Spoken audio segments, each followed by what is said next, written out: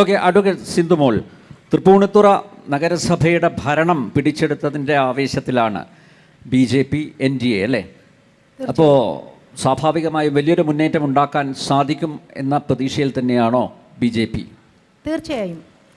ഇത്തവണ എറണാകുളം ജില്ലയിൽ എല്ലാവരും പറയുന്നത് പോലെ BJPയുടെ NDAയുടെ അഭിമാനമാണ് തൃപ്പൂണിത്തറ എന്ന് പറയുന്നത്. ആ തൃപ്പൂണിത്തറയിൽ ഞങ്ങൾ വിജയം ഉറപ്പിച്ചിരിക്കുകയാണ്. അതിൻ്റെ ഭൂരിപക്ഷം എത്ര എന്ന് മാത്രമേ ഞങ്ങളെ സംബന്ധിച്ച് സംശയമുള്ളൂ. കാരണം ഇവിടെ നമ്മൾ കണ്ടു, ഈ തൃപ്പൂണിത്തറ മുനിസിപ്പാലിറ്റിയിലുണ്ടായ ഒരു ഭരണമാറ്റം നമ്മൾ കണ്ടു. ആ ഭരണമാറ്റം തന്നെയാണ് തൃപ്പൂണിത്തറയെ സംബന്ധിച്ച് ഈ വരുന്ന നിയമസഭാ തെരഞ്ഞെടുപ്പിലും ഏതു രീതിയിലുള്ള ഭരണമാറ്റമാണ് ഉണ്ടാകാൻ പോകുന്നത് എന്നുള്ളതിൻ്റെ കൃത്യമായ സൂചന ഇവിടെ ജനങ്ങൾ തയ്യാറെടുത്ത് കഴിഞ്ഞിരിക്കുകയാണ്. ഇവിടെ ഞങ്ങൾക്ക് വളരെയധികം മുന്നോട്ട് പോകാൻ സാധിച്ചിട്ടുണ്ട് എല്ലാ കാര്യത്തിലും.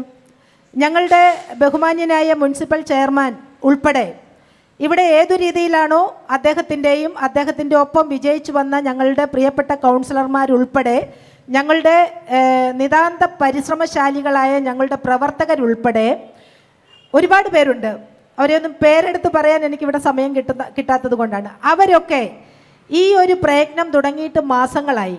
ഇത്തവണ തൃപ്പൂണിത്തറയിൽ NDA വിജയിക്കും എന്നുള്ള നിശ്ചയദാർഢ്യത്തിലാണ് ഇവിടെ ഓരോ പ്രവർത്തകനും പ്രവർത്തന പഥത്തിലുള്ളത് മുന്നേറിക്കൊണ്ടിരിക്കുന്നത്. അതുകൊണ്ട് 100% ഉറപ്പിക്കാം, എറണാകുളം ജില്ലയ്ക്ക് ഒരു കിരീടം ചൂടിക്കൊടുക്കുവാനായി ഇവിടെ തൃപ്പൂണിത്തുറ തയ്യാറെടുത്തിരിക്കുകയാണ്. ഇവിടുത്തെ ജനാധിപത്യ വിശ്വാസികൾ തയ്യാറെടുത്തിരിക്കുകയാണ് എന്ന് സന്തോഷപൂർവ്വം പറയാൻ ഞാൻ ഈ ആദ്യഘട്ടത്തിലുള്ള ചർച്ചയിൽ ആദ്യ മിനിറ്റിൽ അത് തന്നെ പറയാൻ ആഗ്രഹിക്കുന്നു.